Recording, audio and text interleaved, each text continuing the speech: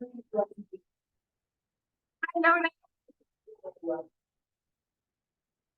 are you, dear? Hi, teacher. How's everything going? Fine, fine.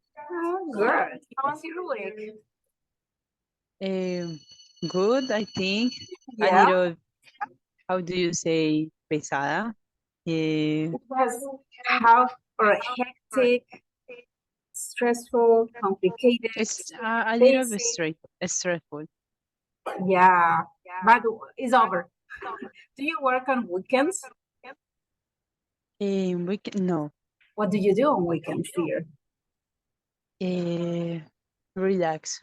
Oh, that's I think awesome. go Mhm. to the gym, go out with my friends, with my girlfriend, with my fathers, everything so relaxed because Oh, in that's the week awesome. is stress. Complicated, So, stressful. mhm. All right. Okay, dear. So today we're going to talk about a very interesting topic. We're going to talk about well-being, and we have a Okay. beautiful picture here. What do you see here? I see some kid run Uh-huh. She's in running. the running into the uh, fall, Yeah, station fall. beautiful, isn't it? Yes. Okay, so we have a jogger. A jogger. Jogger goes for a run in a cold autumn day in Berlin, Germany. So this photo was taken in Berlin, Germany. So, what are the topics we're going to explore this week? We start today.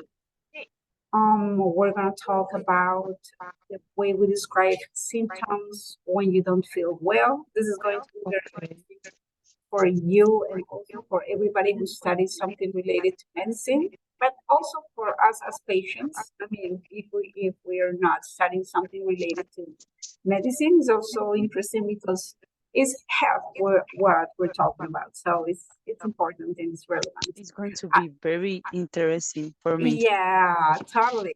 Yeah, I totally agree. And we're going to talk about a very interesting topic today. So we're going by the end of this unit, we're going to be able to accept and give uh, and also reject serious health advice. Teacher, wait.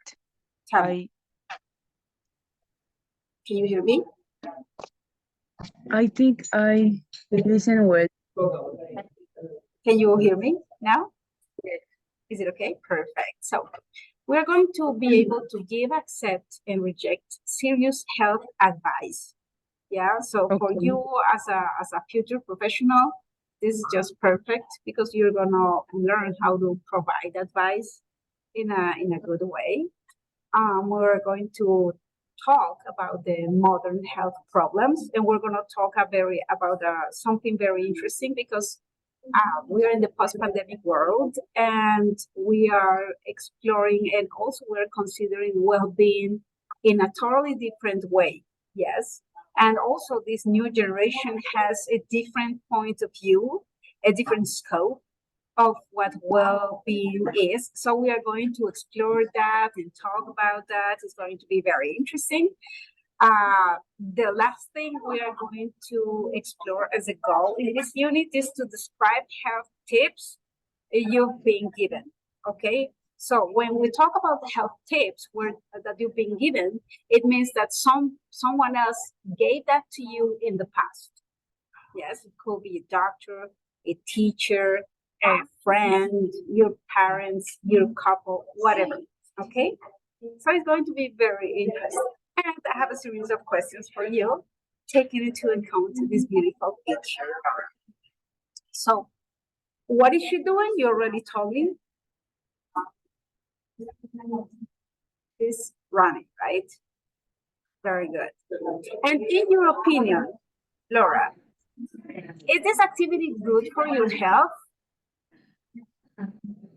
Yes, definitely. Why? Why do you consider the simple act of going jogging is something good for your health?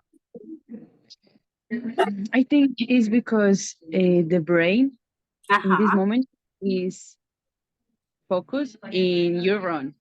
Yes, So all your problems, feelings, memories go. fade away. Yes, they just go away, and that is very positive. I guess, talking about this all this thing of mindfulness and all these new tendencies, I guess jogging can be a good mindfulness exercise because, as we know, mindfulness is connecting with the present moment without thinking about any other things, and it's a great space for your brain to just connect with being here and now and don't even worry about any other stuff from the past or the future. And stress is good for your brain because it can save your life and make you be efficient. But on the other way, a high level of stress can be totally damaging for our brains. So this is a very good way to to preserve, our well-being, yes, and helping our brain. So it's just amazing. So do you ever go for a run? Every day. Every day? Oh, that's awesome. So you run every day. That's great. Yes, You I know, like to run marathons. oh, Um, no way. Really? So yes, you're a pro. How I long try to. how long do you run every day? Like in like I half think an hour? like in the week, like half hour. In the weekend, I try to 1 hour or a little more. That's super awesome, Laura. And how do you feel after running? Do you Of feel, like if I were sleep like 12 hours. oh, no way, seriously? So you have It's a really high level of well-being. You experience a huge dopamine dose, right? it That's feel really good. that's great. I'm glad to hear that. So, what are some things you do to stay healthy? What are some like conscious uh, things you normally do to keep yourself healthy? But physical because I mean, brain too. mentally, physically, Mm, like healthy in general. eh, I go to the gym and run. Okay. I go to psychologists to And you go like to you visit a psychologist. That's great. Love yes, it. 2 times in a month. Twice a month. Yes, Twice a month. So you go to twice a month. therapy twice a month. Perfect. Yes. What else? I think study is good for your health Okay. and go out. It's so Perfect. important. And when you go out, where do you go? Depends of the plan. If I want so much relax, I Yeah, go to the cine, to the movies, or a park, or play basketball. But sweet. if I if I want to do something more uh, heavy, Uh-huh. maybe some drinks. Um, Nice. So it depends. It depends on your mood, on the what yes, you feel and everything. That's great. Awesome. Because socializing is also very important for our brain and for our well-being. I don't know if you have heard of the blue dots.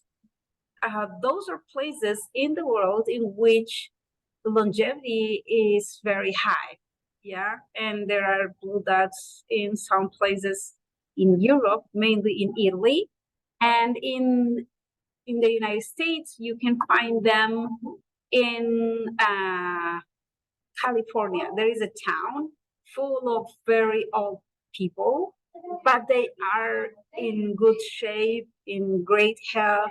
They have higher levels of well-being. And socializing is one of the things they do most. And all the things that you previously mentioned, like being active and eating well and just trying to relax from time to time. So, yeah, we are going to continue talking about this, and we're going to start with this first part of the unit in which we are going to explore the lesson A, how do you feel? So, we have two friends. First, bump. They look. How do they look? How do you think they feel? Really good. They Yeah, seem happy. yeah, because their faces show it, right? So that is another thing. Yeah, body language doesn't lie. They have genuine smiles, and yeah, you have the feeling that they are feeling great. So, is it better to shake hands or fist bump? So, to you, dear. I am more teen first, Bob. Really? So your fist bump team. In my case, I prefer to shake hands. I rather feel the full touch of the person. Yeah, it makes me feel more connected. Yeah, to the person. So we are going to look up these words in our dictionary, but I guess you have a clear concept of them.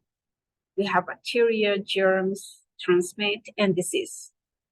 Then there is a video, and it's really interesting because we're about to transform all the material we have. Because this was interesting before the pandemic, but the pandemic showed us this. Yes, that is better to bump fists instead of shaking hands. Because of all the things we experienced along the year 2020 and 2021 and part of 2022. But yeah, so it's mostly like a study of the benefits of bumping fists. But the thing is that there is also a thing with connection. Yeah. And later we are going to talk about the impacts of the pandemic right now we in the past pandemic and how things have changed the way we feel, the way we live, our behaviors, right? So let's explore video together.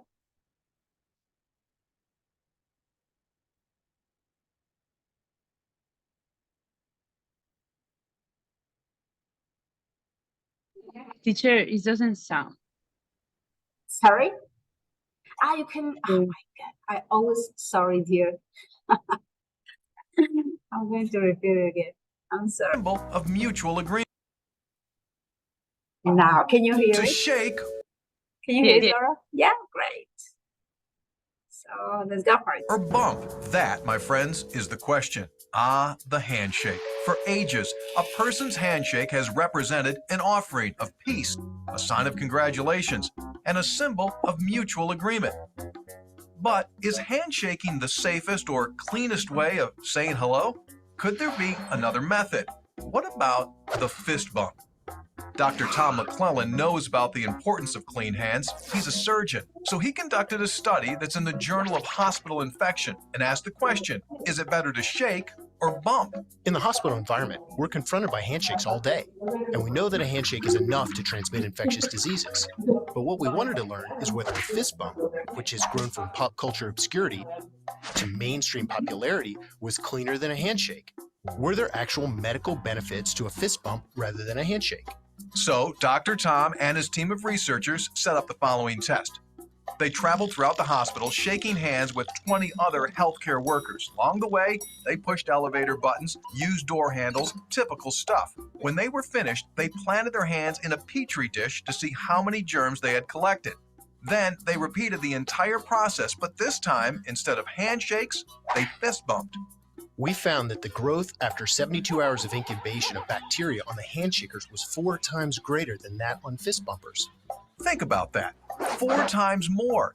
You'll have 4 times less yuck on your hands if you bump instead of shake. 4 times less means your chance of spreading, catching, and becoming a walking germ bag is reduced big time. We think if you're able to reduce the amount of germs on your hands by 400%, now that's significant.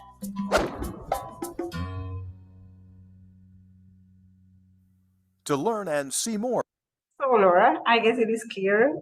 I guess not only for physicians, but for everybody that fist bumping is the best option not to get infected and not to be a germ bag, a walking germ bag.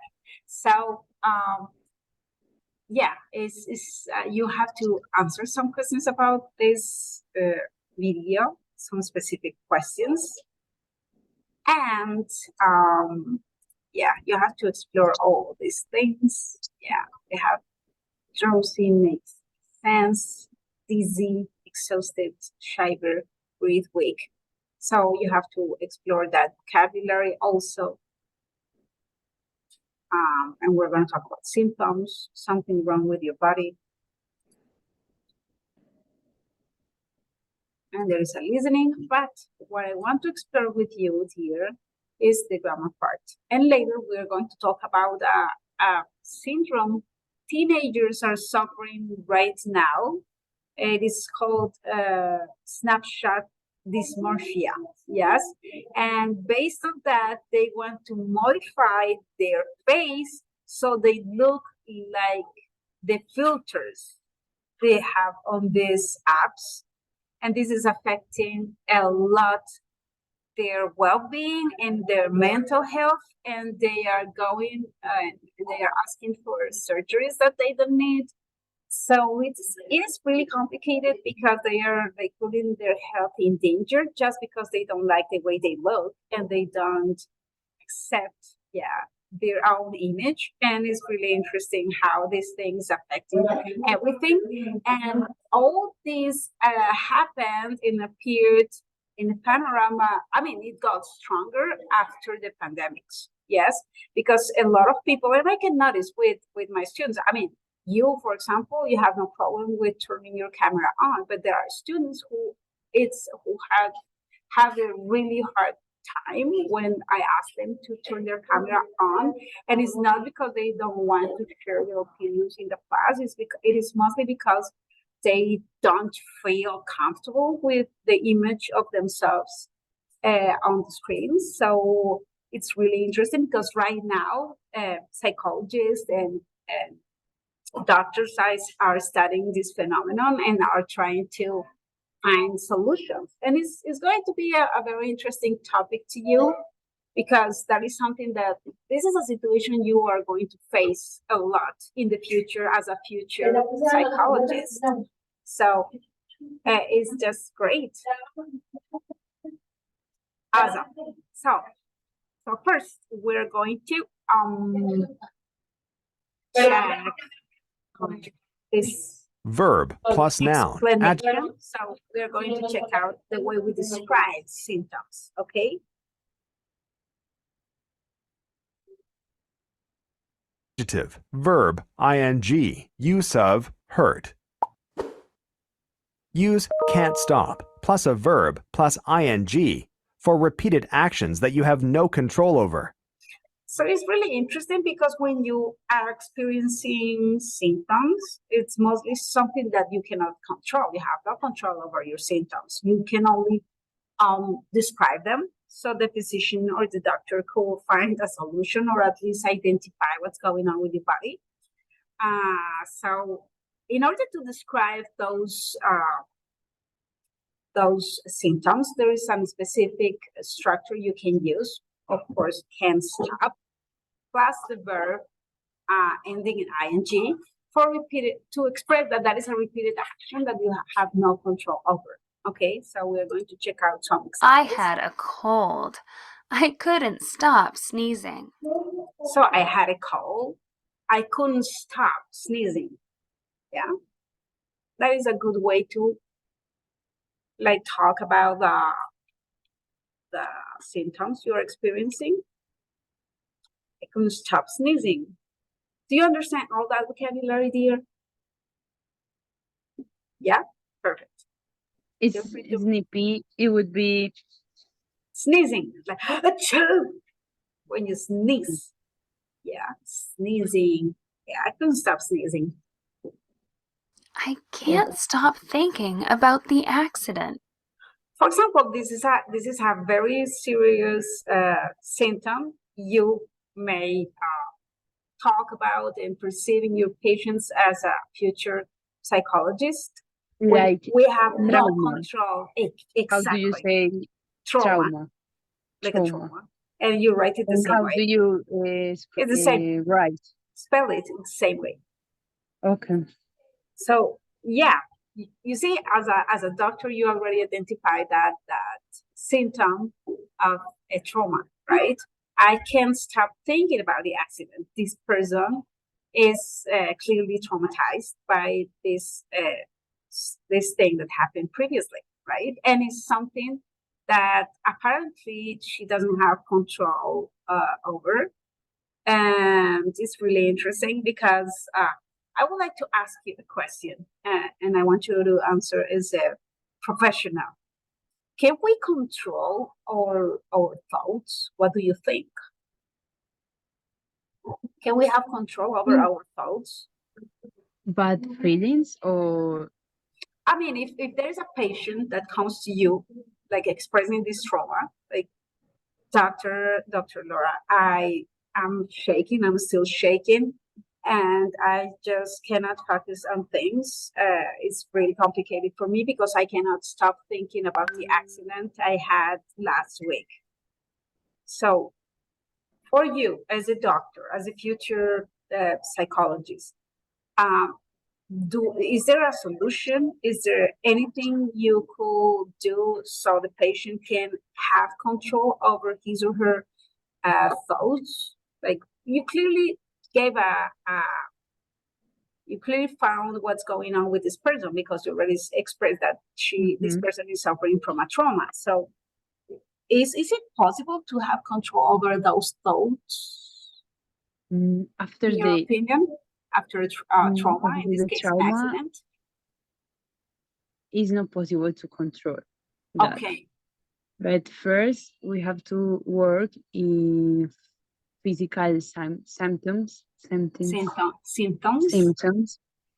And when physical symptoms are good, like which means shaking, yeah, and the breathe, the no heart sleep. beating. Okay. When So you go first to those symptoms, like physical ones, and then you treat yes, the mental ones. Oh, interesting. yes, That's awesome. Okay, so let's keep on moving. You can use a verb plus a noun to talk about pain. And then you can use a verb plus a noun to talk about pain. Okay, a verb and noun to talk about pain. This is mostly physical, but I don't know if you have. I imagine you must be aware of that you need to take as a future psychologist all these physical symptoms in order to see or find out what's going on with your patients, right?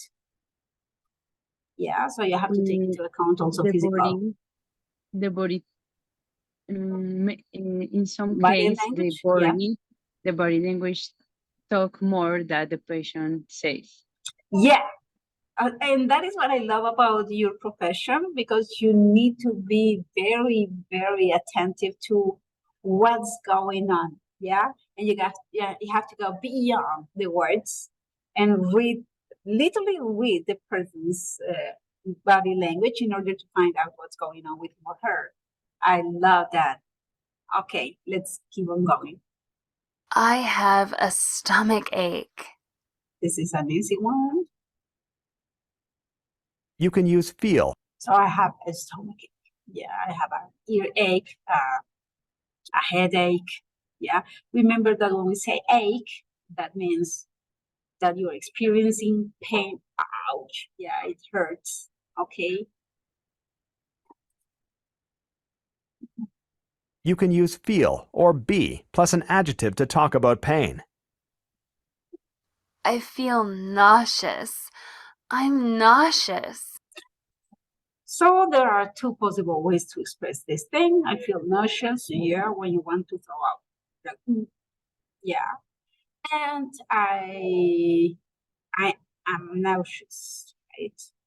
It's similar in Spanish because we can use me siento or estoy, right? So I guess it's not very complicated for us to understand the structure.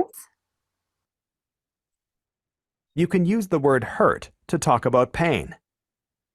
I hurt my back while I was exercising. So this is mostly lastimar, right? I hurt my back while I was exercising. Yeah, for example, it's very common that people hurt their shoulders while they're practicing sports or while they go to the gym and work out. Have you ever suffered any injuries or have you ever hurt yourself while practicing a sport? Yes, playing basketball, I hurt my Back? oh God, no, um, knife. What did you say? Rodilla, Knee. I'm knee. gonna write it. So you hurt your knees? Okay. Oh, that is painful. Oh, a lot. Yeah, hurt my knee. Yeah. Oh, yes. Okay. Yeah. So how long did it take to recover? Did you Like have therapy? 3 months. Oh, 3 months. That's a 3 lot, months Laura. Wow, that was a serious with thing. five therapy, physic therapy. Physiotherapy, yeah. I have a similar thing with my shoulder. Oh, it was so painful. I couldn't sleep.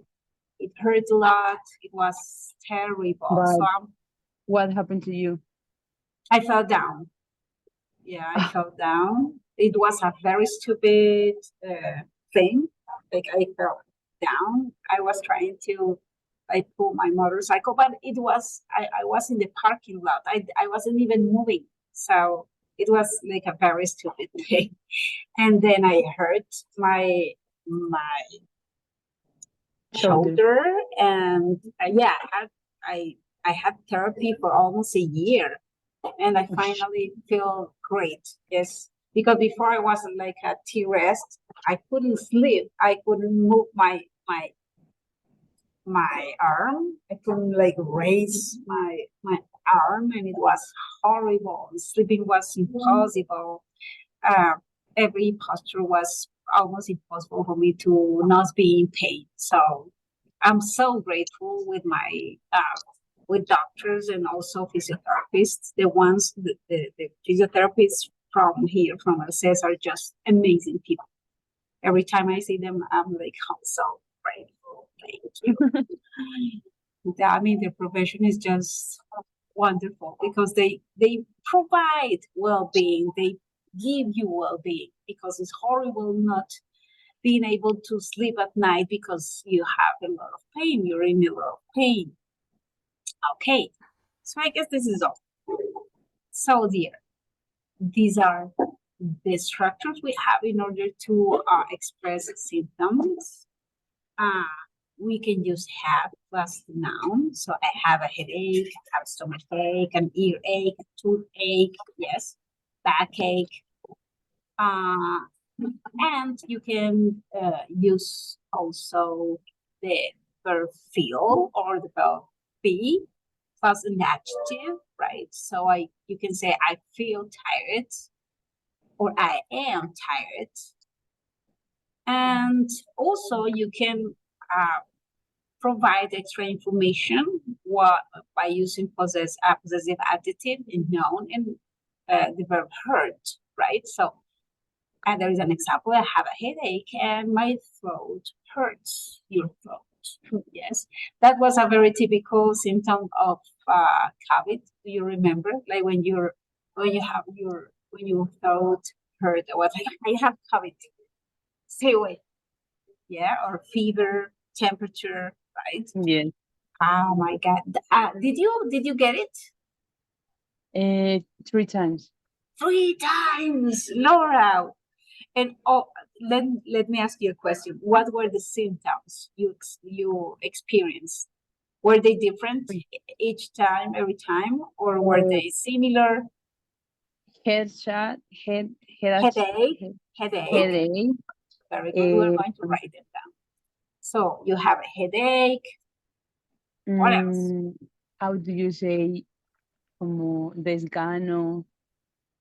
You feel like weakness. Yes. Okay. What else? I didn't have appetites. So you have no appetite.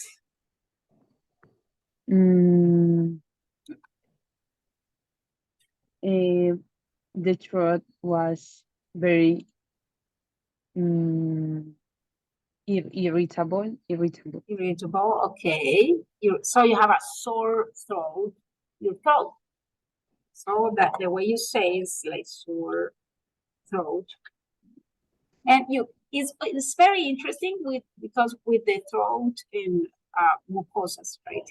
You can say you have a sore nose, sore eyes, and sore throat. Yes, because there is humidity, right? So that's why you don't say that it's hurting or aching. No, it's mostly sore, irritada, as you said. Very good. And what else? Did you experience nausea? Were you nauseous? Like, did you want to throw up, vomit? No, never. Not at all. Fever, temperature? No. No? Okay, that's great. So, all 3 times you experience this list of symptoms, or was it different every time? The 3 times it was the same. Same thing. Oh my God. You know what? I have it only once, but when I got the vaccine, it was like I felt every symptom, and I was shaking, and I got fever, and I got the chills, and I felt very Chills is like escalofríos. yeah, exactly. And how do you write?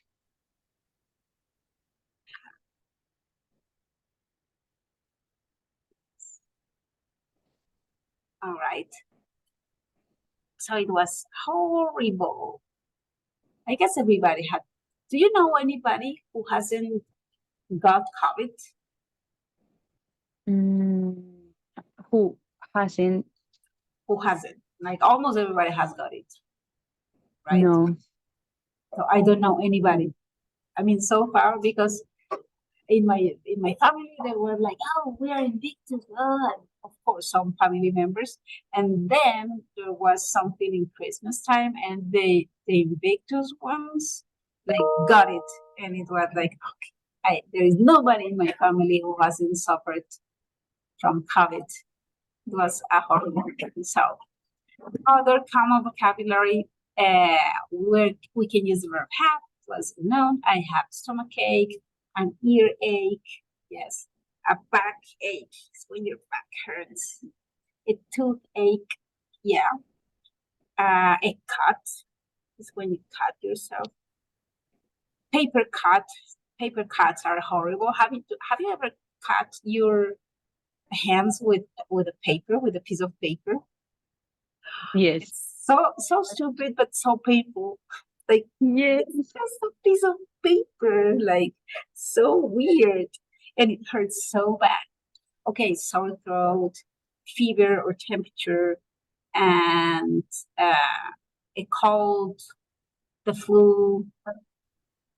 Teacher, one question. How do you say like cutting? Autolesionarse. Cut. Self-cutting. And how do you write? Write it, of course. You want to write it. Like,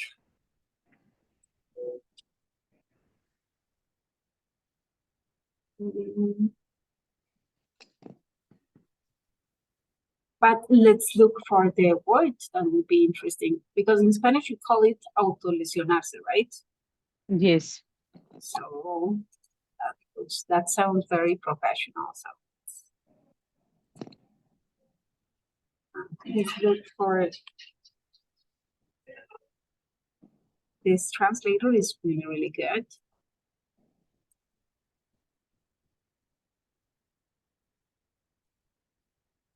Come on. Wait 1 second. No, it's not working. Why is not working? No, I'm gonna get it from there. On my phone. Sorry, dear.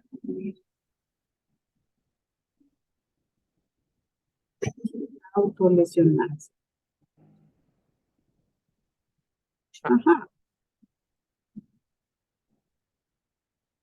Self-injury, self-harm, they are different.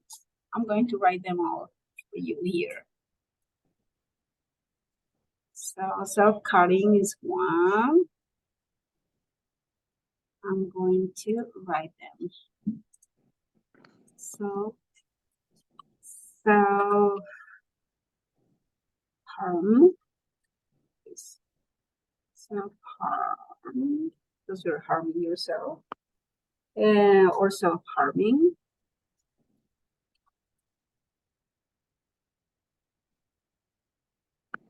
Okay. Okay, or self-injury.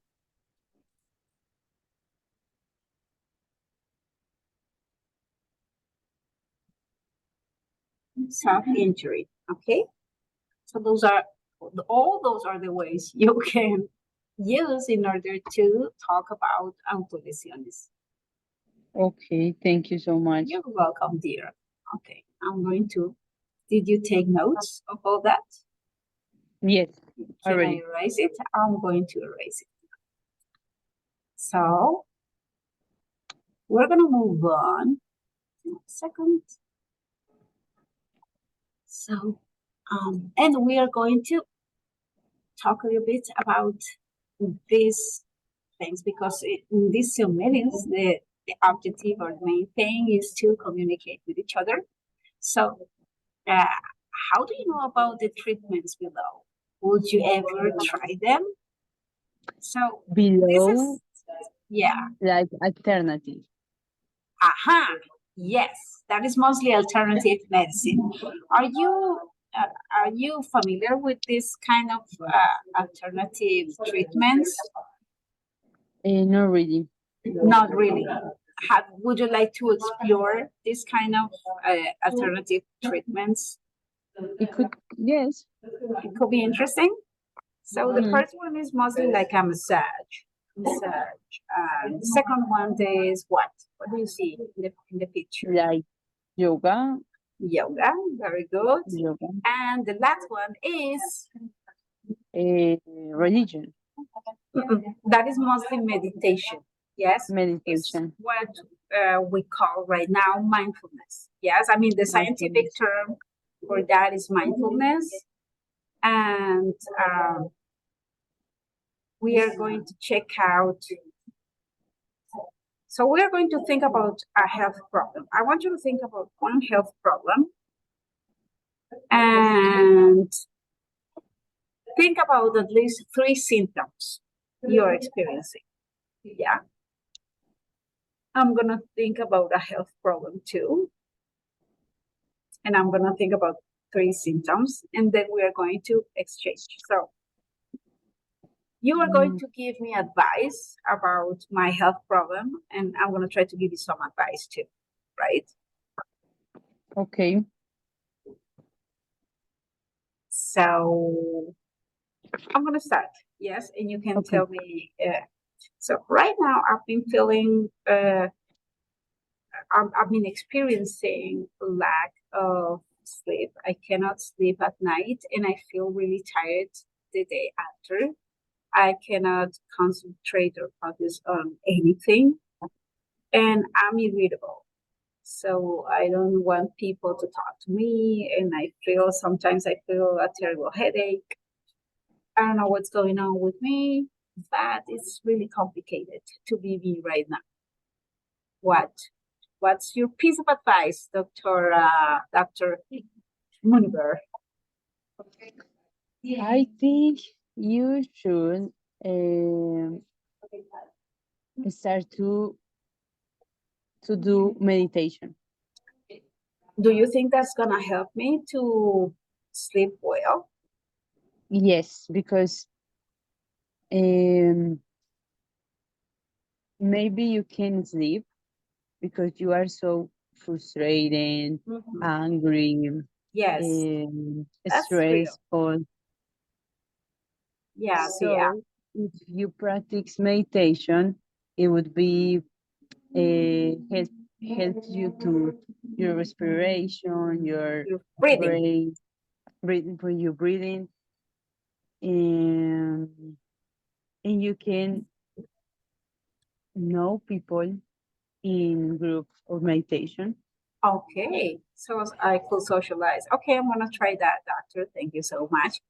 You can also add that meditation helps with relaxation and has been done for thousands of years and can be done alone or in a group. Yes, that is a very good advantage that you don't need. I mean, it could be good if you join a group, but it's not imperative, yeah, to have a group in order to practice this discipline. And the bad thing is that if you are not patient or if you are not into it, it can be frustrating or boring. Yeah. So now you tell me. Um, I have se me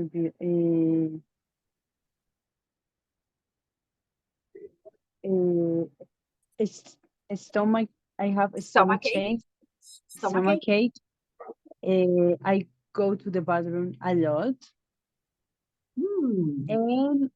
and some type of food is improve my heart. So have you identified which kind of meals or food help you to feel better? Have you identified what makes you feel better? Yes, because I have fallen a type of diet, Okay, but it doesn't work in this help me moment. at all. So it's not working right now with you because you told me you have No. a stomach ache and you have to go to the toilet a lot and you're not feeling good. Well, dear, first of all, you need to identify what's going on with your diet. Maybe you're eating something that is not helping you to feel okay and to have a balance with your stomach and your digestion. And also, that could be a sign of anxiousness. Are you anxious about something? Maybe. Okay, so my piece of advice will be to practice some yoga, and they have some asanas, which are the yoga positions that will help you with your digestion. And a lot of patients have practiced those asanas or moves, and they have shown a high improvement. So my piece of advice is to pay attention to what you're eating, drink lots of water, and Yes. practice yoga. Definitely is a very good way to move your body and feel better. Moving your body is going to be always a good way to feel good. So it's a good way to exercise. It emphasizes your breath control, the way you breathe. So you're going to feel less anxious. Yes, because anxiety is also a way or a situation in which you lose control. So by something as simple as emphasizing your breath control, you can kind of control, yeah, the levels of anxiousness you are feeling. And another advantage is that you don't need a special equipment. You just need to move your body. Maybe a yoga mat if you feel like, but it's not imperative. Yeah, you can do it on the grass. Yeah, or in a nice floor, right? And the thing is, or the con of this situation is that it can be physically challenging. Yes, because sometimes you have to uh, try some moves which aren't easy for everybody. And yeah, that's it. So, dear, we're going to continue talking about well-being, and there is no secret that we are constantly making choices. Last week we were talking about that when we were talking about the way commercials and ads kind of control the way we feel and our necessities and the things we want. And our life is a constant of making choices, but also facing the consequences of those choices, right? So we have some vocabulary that we are going to explore. Yeah, so we have partnerships of words. Some have the same meaning, but others are just opposite. So you can say that you are sick, or that you feel sick, or that you are ill, or that you feel ill is the same thing. So sick and ill is the same thing. Estoy enfermo, me siento enfermo, right? Okay. So be Let sick me write of that. something. Yeah, write it down. It's also great because the power of handwriting is that you can memorize things easier when you write it with your hands. Yes, of course, some people take pictures or take screenshots, but it's not the same, and the information not the won't same. stay. The information won't stay in your brain the same way as when you write it down. So awesome! I'll give you an applause. That's I great. love write. I have Me too. like I love and handwriting. Yeah. how do you Painting. say agenda gigante? You have a No, because it's huge not notebook. agenda. You don't have enough. Agenda. Yeah. Agenda. I have like Okay. 3 agendas and So you like writing down things. Awesome. All right. So let's go to the next partnership of words. Word partnership. So be sick of. When you are sick of something, it's because yes, you're I tired of something like this. So it's suck like, for you. Betty, Yes. I'm sick of you, or I'm sick of this situation.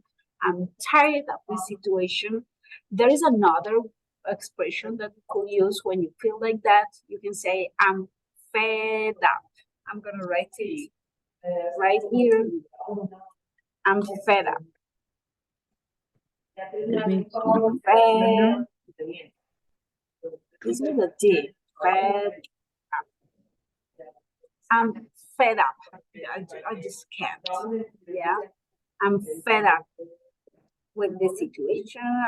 I'm sick of this situation. I'm tired of this situation. Be worried. Be worried sick, or be very worried. Yes, it's when your level of anxiety is like really, really high.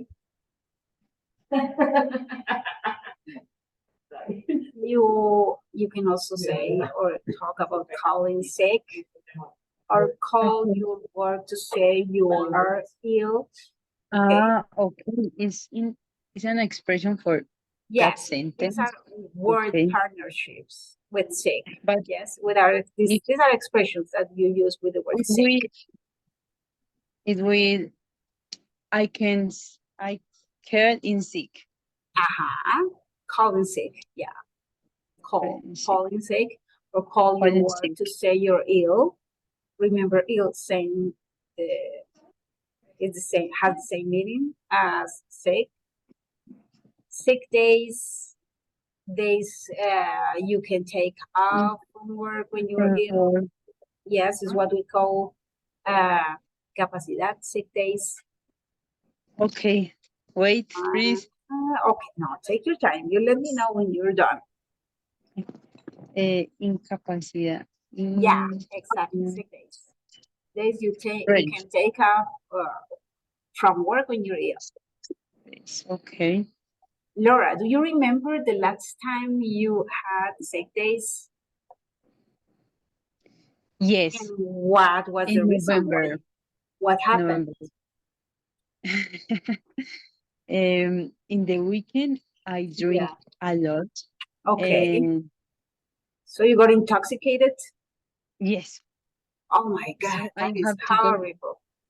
So I have to call Emmy, Uh-huh.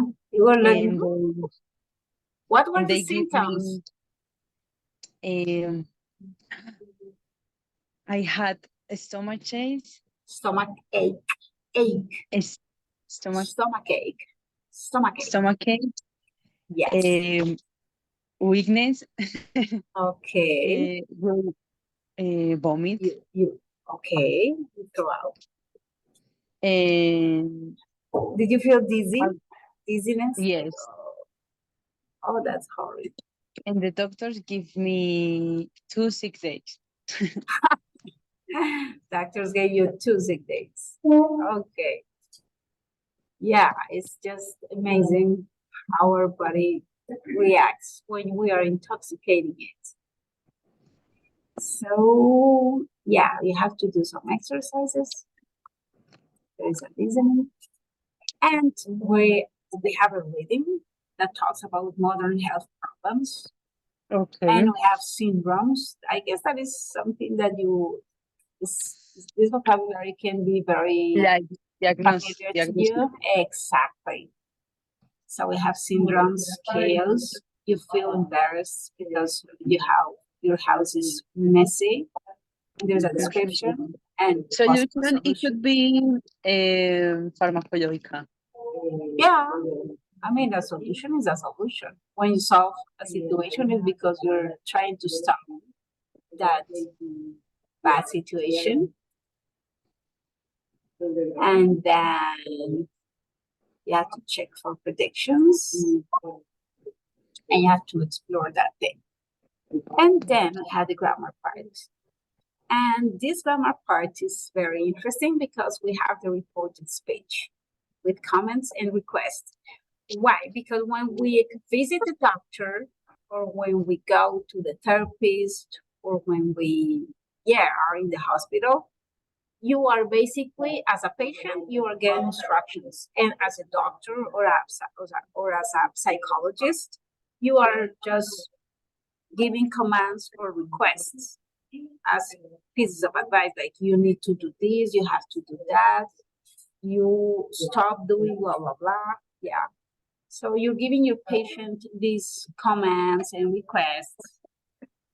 So we are going to explore the way you could provide commands and requests to your patients in English, okay? Okay. Reported speech, requests, and commands. Another thing, Laura. We have direct speech when we talk to each other. Yes, right now we're having a conversation, you and I. But if there is, for example, someone who asks, let's pretend or let's imagine this class is over, and later you find someone who asks you about what happened in the class or what did we talk about in the class, then you're going to report what we talked about, and the structure changes because it's different to say we are going to talk about blah blah, that when you report that or when you tell this thing that happened before to another person. It also changes in Spanish. It's like, me siento mal. Oh, le dije al doctor que me sentía mal. You got it? So the structure changes. And we're going to explore it together. Quoted speech uses a person's exact words. Quoted speech uses the verb say and quotation marks. The doctor said, get some rest. So, quoted, yes, these are quotes, these things. It's what we call in Spanish comillas. So, quoted speech uses a person's exact words, yes, and quoted speech uses the verb say and quotation marks. It happens or it works similarly to the way it works in Spanish. You're talking to the doctor, blah, blah, Laura, you need to take these pills and stop, I don't know, fried meals for 2 days if you want to recover. Then later that day you find, you get together with your mother and she said like, what did the doctor say? What did the doctor say, Laura? And you said like, the doctor said, doctor me dijo, right? Get some rest. When you use the quote, you are going to say or repeat the exact words the doctor told you, okay? Because if you modify them, you don't need the quotes, okay? So the doctor said, get some rest. Yes, the doctor said, stop eating, I don't know, fried meals for 2 days. The doctor said, get lots of water. Yes. All right. Reported speech is used to report what someone else has said without using the person's exact words. The doctor told me to get some rest. So we're going to take into account the previous example. Reported speech is used to report what someone else has said without saying the person's exact words. So in this case, we want to use the quoted speech. Yes. In this case, we're going to report what the doctor said, like the doctor told me to get some rest. Okay. You see that in this case, we're not using quotes in order to talk about what the doctor exactly told you to do. We're just telling or reporting what happened previously in the conversation with the doctor. Use tell in reported commands, followed by an object and the infinitive. So, the doctor told us not to worry about the baby. So we're going to use the verb tell in reported commands. It's when the doctor gives you instructions, yes, or recommendations. So we're going to use tell in reported commands followed by an object and an infinitive. The doctor told us not to worry about the baby. Okay, the doctor told us not to worry about the baby. Got it? But in past, always in past. No, in this case, in infinitive. In this case, in past, yes, the verb tell, it is gonna go always in past. Why? Because you already had that conversation with the doctor. And when you're reporting this conversation is because this already happened. Yes, so you're right. It is always in past.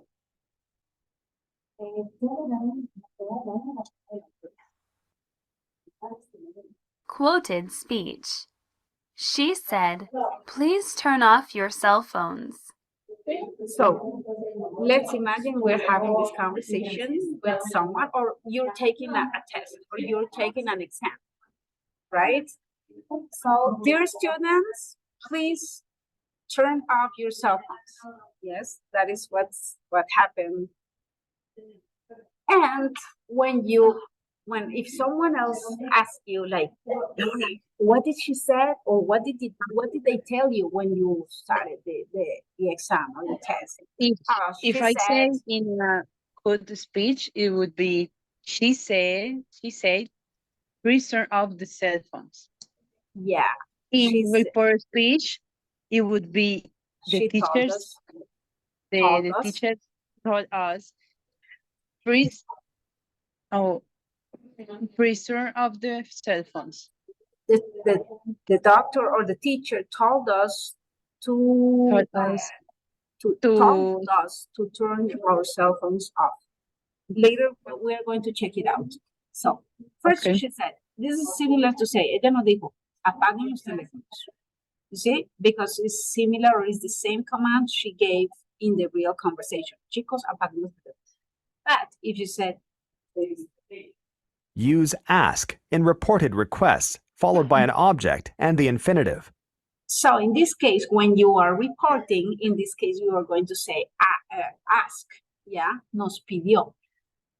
So, She asked the man to turn off his cell phone. so she asked the man, or she asked us to turn off our cell phones, or she asked the man to turn off. I don't his cell understand, phone. teacher. It's- Ask.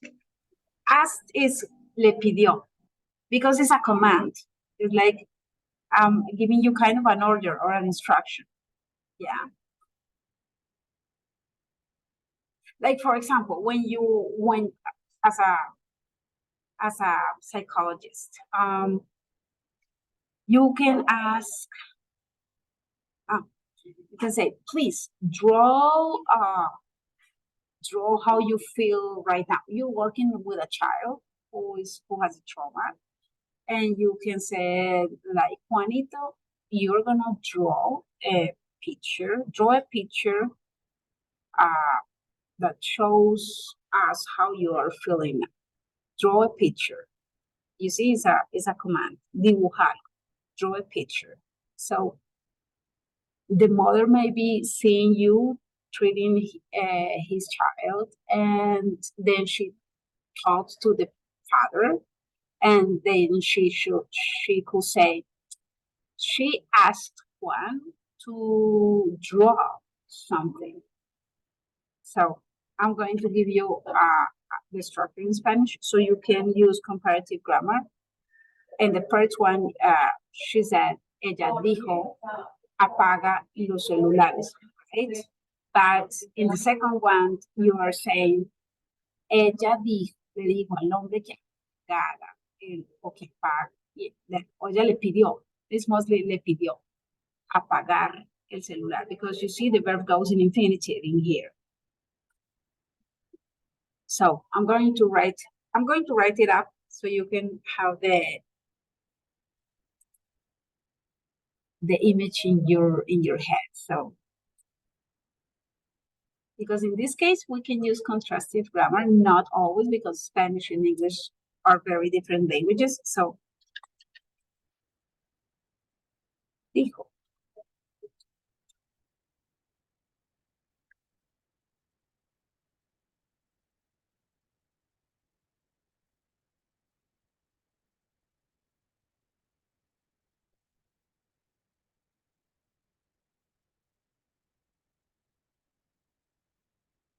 In this case, you're quoting, estás citando textualmente a la persona. Yes. And in the second one,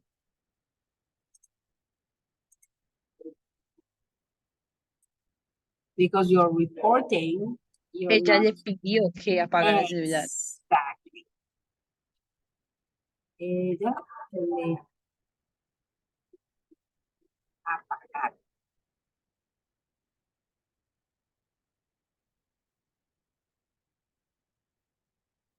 In this case, we're not using quotes, because we're not using quotation marks. Mira que no estamos citando, no estamos utilizando comillas. And the verb changes, yes, because in the first one, apague el celular. And when you reported, she asked the man to turn off his cell phone. Le pidió apagar, in this case, su celular, because it's his cell. Entonces le pidió apagar su celular. You got it? Okay, dear. Questions? No, I think. Okay. You're going to have a lot of exercises. Practice makes perfect. And I guess it's really important to kind of understand, and also makes mistakes if it's necessary. Remember, I'm going to be like all time. You can contact me on WhatsApp if you have any questions about whatever. Yes, I think I am the the student who more ask you questions. I love it. You know what? I love when students ask questions because that makes me feel that they are interested. Number one, that they are having a good process. Because when you don't ask questions, that makes me worried.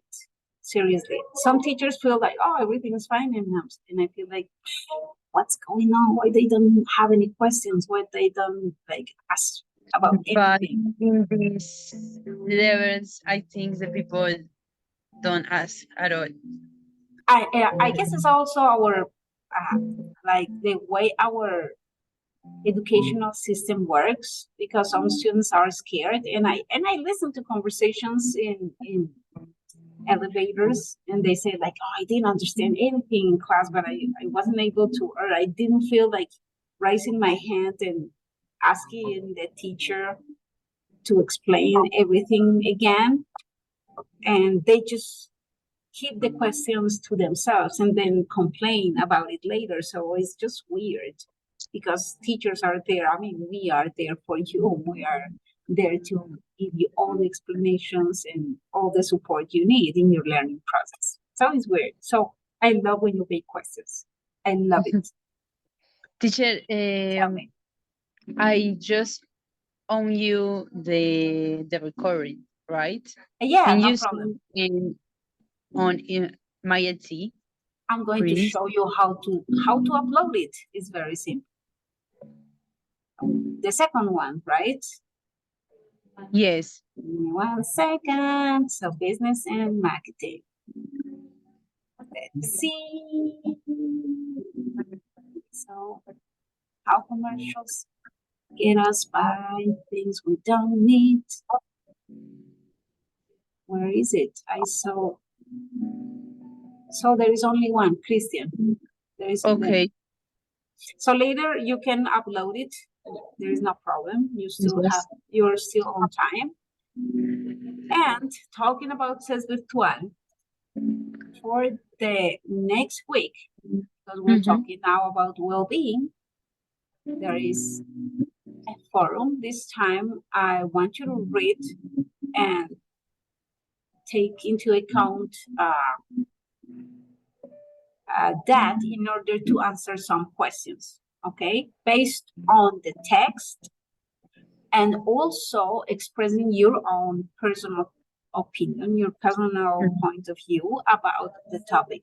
We're going to talk about the pros and cons of cosmetic surgery from the psychologist's point of view, right? So what are the pros and what are the advantages of having cosmetic surgeries, but what are the cons, at least the disadvantages of having these procedures? And I'm going to stop recording because we're going to watch a YouTube video in which a doctor is going to talk about this syndrome I told you at the beginning of this session, snapshot dysmorphia, in which there is kind of a twist perception of children, mostly young people, because this is something that is affecting seriously younger generations. A lot of people, a lot of Gen Z patients are going to the doctor in order to modify their faces because they don't feel comfortable with it. And that is due to social media and all the filters they have and they use, and they pretend that the real world looks like that. So it's kind of interesting. It's an interesting thing. And to you as a future psychologist, it's going to be definitely something that you will face as a profession. So let's watch this video.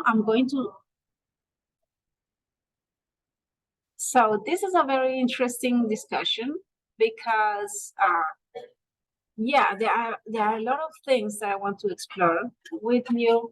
No, it's not this. Sorry. No. Yes. So in in your like opinion, in your perception, what is this snapshot dysmorphia according to what we saw? A new app that encourages teens to get cosmetic surgery, a syndrome in which teens want to look like the image in filters in cosmetic surgery, or a new trend on the internet, mainly popular among teens? B. Yes. It's a syndrome in which teens want to look like their image in filters through cosmetic surgery. And according to the video, teens want smaller noses and smaller ears, bigger noses and smaller lips, bigger lips and smaller noses.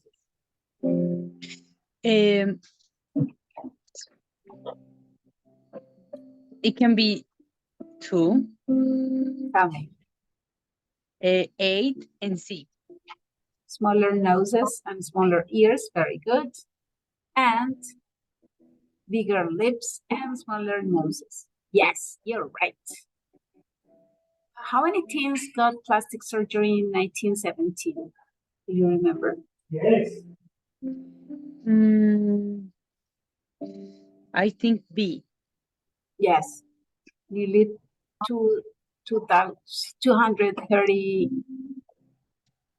230,000 people, like in this case, children, like teens, got cosmetic surgery in 2017. And the most popular procedures among kids are breast lifts and lip augmentations, filters and lip suctions, all the mentioned above. But in kids, In kids, I think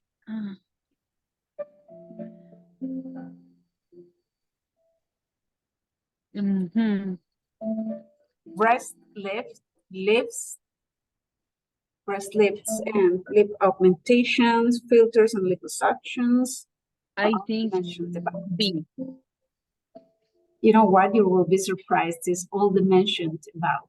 Yeah, and it happens also here in Colombia because a lot of girls who are under 18 get breast augmentation and liposuction. It's just crazy. So crazy. Yeah. It's common and okay that a 13-year-old kid gets plastic surgery to feel better about themselves.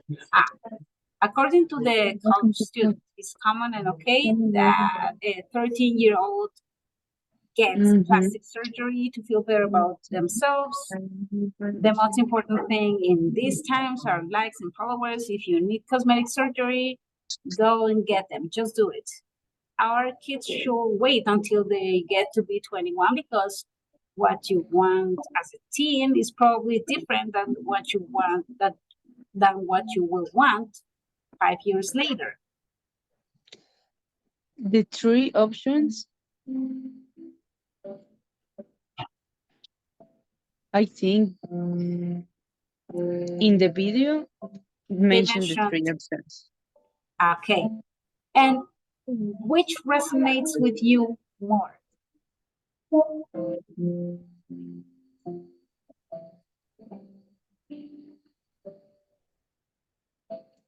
Like it's C. common and For okay. me, the C.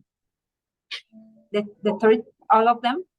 That's right. All right. If you want to have a surgery, I think maybe you would be 21.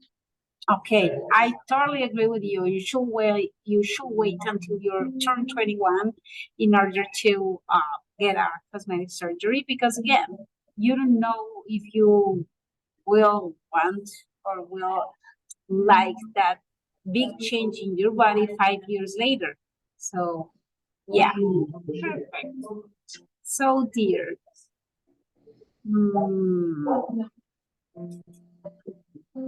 So yeah, there are some exercises that you need to do. And there is a reading. And yes, this is a communication activity. So, tips for leading a healthy and happy life. Dear, in your opinion, what will be top three tips in order to have a healthy and happy life? As a future psychologist, as a very healthy girl, what The are your top tips? three, Yes, it give would us your be top three. exercise. Number 3. Okay, exercise. Exercise.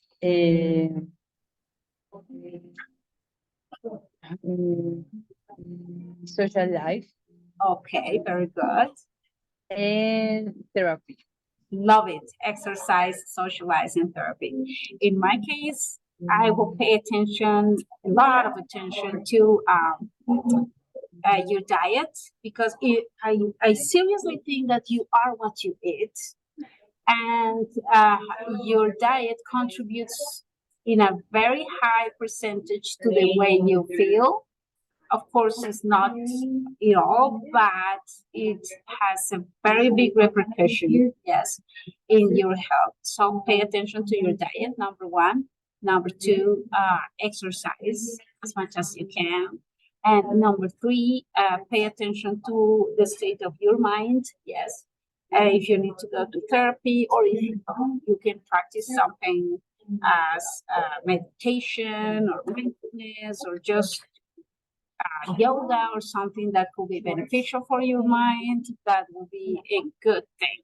So I guess we kind of agree, that we need to move and pay attention to our minds. So, dear, we're going to finish here for today. And it was a pleasure talking to you, and see you next week. Okay? Let me know if you have any questions. The next week we have the last class Yeah, no, yes, give me 1 second. because it's the week 3. Yeah, no, but you know what? There is going to be week 3, yes, because it's starting right now. And there is going to be 3 days from, because this course ends on February 22nd. So those three days are going to be used to have each of you is going to have like an interview with me. So I can give you the final overall grade. Yeah, because I mean, you right now so far you are getting very good grades for your speaking abilities, because you have attended all the sessions, which is very good. And thank you very much for being here. I know I'm not blaming others, because I know it's very complicated with schedules and everything, but I really appreciate that you're showing up and participating and express your ideas. That is very beneficial for your level of spoken English, and that helps you a lot in order to develop confidence while talking in English, and that is really, really good. So yes, this course is going to end on February 22nd. So next week we're going to have our last Zoom meeting together, but on Monday, and I'm going to publish that next week. On Monday and Tuesday, we are going to have some interviews, like individual interviews, in order to get this personal score, okay? For this personal score. And also, we're going to take the final test, okay? Wait. When is the final test? We're going to have it's going to be available from February 20th to February 22nd. You can do it anytime. Yeah, so don't worry. Next week I'm going to